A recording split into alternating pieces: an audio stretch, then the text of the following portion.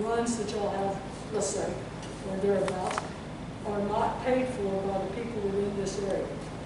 Right, so traditionally the reason that number isn't just made up by us or anybody, it's taken from historical data over several years that we report to Medicaid and Medicare. And so they take and they actually work directly between us and the billing company, so we send regular reports in a spreadsheet to show. Is that over like a 1 year period, or is that over? We have been participating in this now. This is going to be our second year. We actually start third year. This is going to be our third year participating in the program. So what's the first and second year amounts?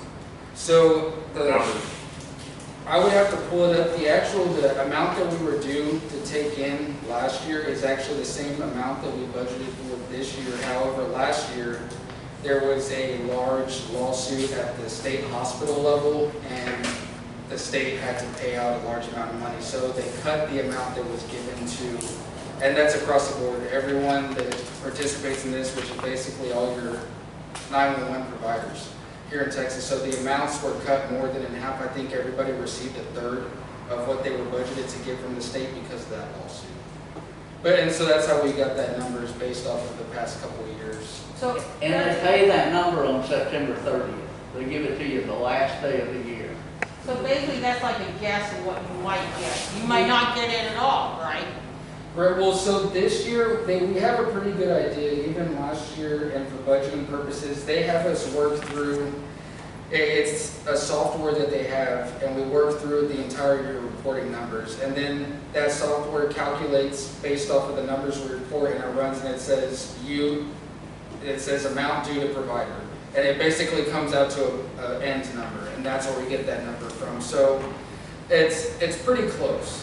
So, I mean, it may be give or take, because obviously when we grab that number, as Mr. Phillips said, since they pay it on the very last day, there's still, from every run that's billed, it's usually about 45, 90 days out before anything is collected or not collected. And we, in conversations with them, they're sending us reports and we're sending them back reports. I don't know.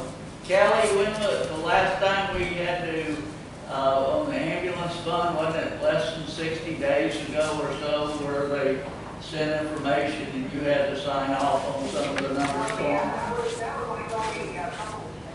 Okay.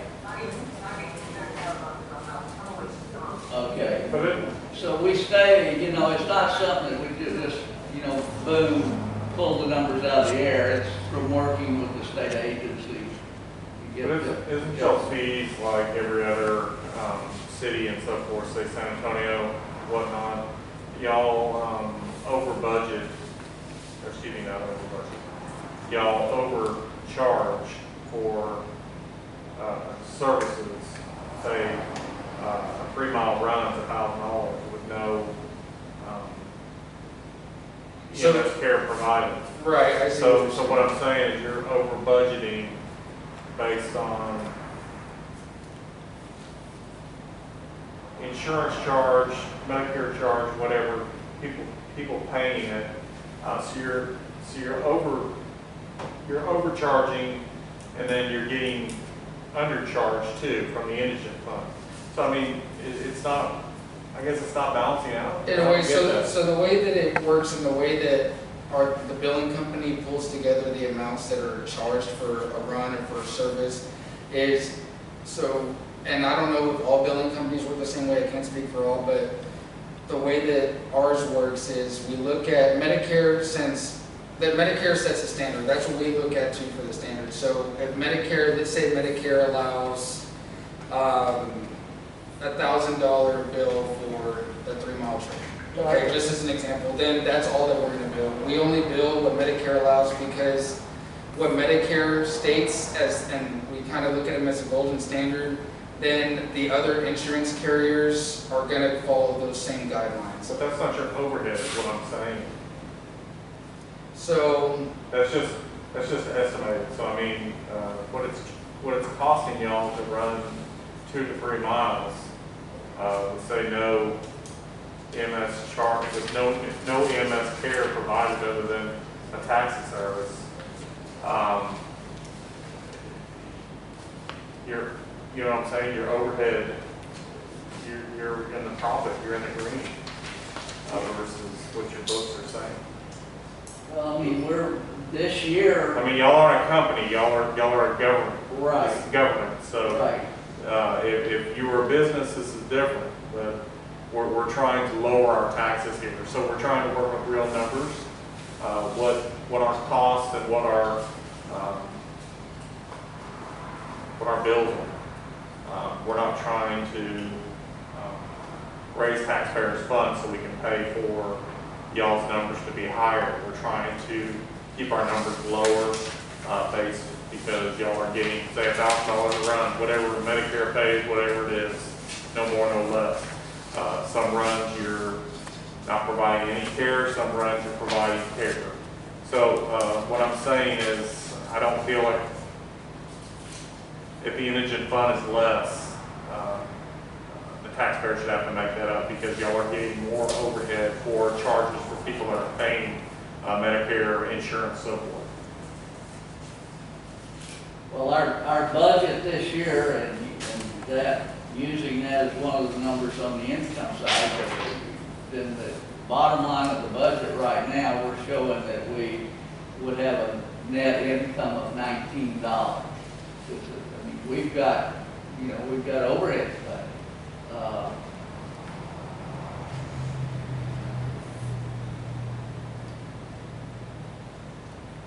mean, that's.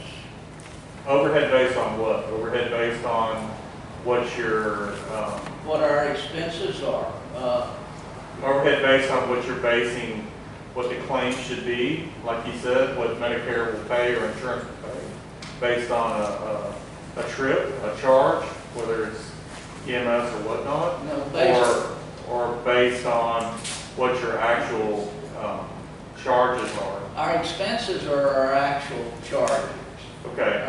Yeah, I mean, what we pay contract out to District 2 for personnel to make the runs for us, and then all the other expenses, equipment, paying loans on vehicles that we've got. I mean, we've got insurance, we've got professional fees, we have to buy medicine, maintenance on the equipment. We've got everything listed line item on here. So that's, I don't know if that answers your question satisfactorily, but, that's just. And also maybe, and again, we are going to address it on the next topic to discuss, but it sounds like a lot of your questions are just making sure that we're not trying to increase or charge more to taxpayers in order to cover some of these costs that we're eating. And I can tell you, so we're not going to be higher in the tax rate. We're actually going to stay the same that we've been at for the past several years. And to give a little bit of insight, so as to where we can compare just a couple other agencies in the county that have either just a fire ESD and an EMS ESD, and they'll charge a tax for fire and a tax for EMS, and each ESD is allowed to charge up to 10 cents for $100 home value. So let's say if you live in an area that has a fire ESD and an EMS ESD, which actually all the other ESDs except for ESD2 in the county are, you would be taxed twice as to where we're a fire and EMS ESD, so we just charge once, but we're not allowed to charge double because we offer both services. That's how we were created. We offer our own tax. Yeah. So it's really difficult on 10 cents even with the expenses we've got to pay to cover and provide both the fire and the EMS. Not to delve down an alleyway, but yeah. aren't we kind of double paying anyways because we're paying for the hospital tax also, which has But the they're not, ambulance and so forth? They don't provide They that don't have service. ambulance, okay. Yeah, they don't provide ambulance service or anything. We get you there and then they start charging you once we get you. Yes, there. sir. Is there any more questions or comments as far as yes, ma'am? I completely understand this, obviously, I've been around this for a little while. But y'all are the smallest district in Wilson County. Correct. saying is that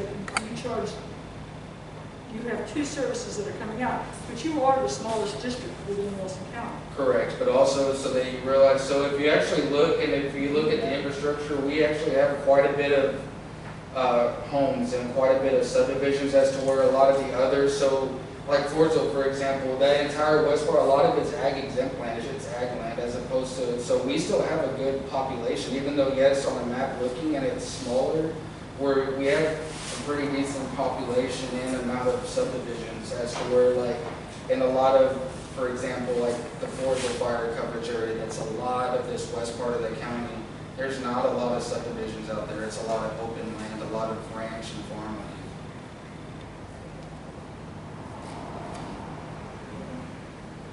Any other questions? So, your budget for your personnel, how many people are you budgeting for? How many people are we budgeting Yeah, for? per shift, or, yeah, I guess for per shift.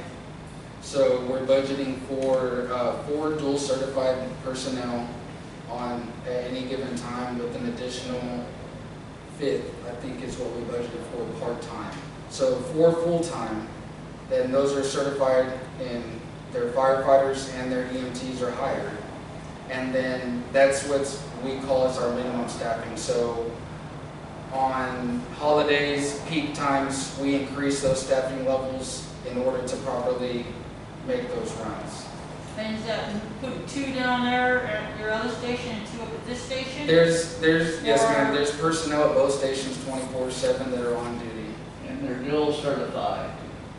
Now, I see you shaking your head, and I guess I'll address it, but, so, the shift, we have ABC shift, just like traditional, like many places do, they work a 48-96 rotation, and they are assigned to a specific station. Now, the crews, of course, they come together to eat breakfast, lunch, or dinner, and and whenever they do training, they do shift training, they all either go to one station or the other for training, and then other than that, they're either on runs or they're at their respective stations. Because, and I'm not trying to pick on you guys, because I know it's hard, being in your position, okay? But, matter of fact, I'll talk to you later about that one, but I still have people coming up to me because of the position I did have, all right? And they'll ask me the question, well, I went by the station and there's no one there. Where are they? I said, well, did you check the other station? Well, no, I needed them at that point, so I took myself to the hospital. Well, of course, the answer is call 911 and hopefully you get an answer. But the thing is I'm getting too many people coming to me telling me they're coming by this station and they're not getting a response from people inside the station. The station doors are all locked up, no one's around, there's cars out front, and I've even come by and then gone past Cimarron, and Cimarron's wide open, there's people all over, and the trucks are all down there. Right. So, you get the wrong, it doesn't look right. Right, and I guess I can address that. So we run a lot of mutual aid with Bear County, and that station is closer to the county line, so typically, and it's actually quite often, Bear County comes down and we all train there. Now, they're still, again, like you said, the cars are out front.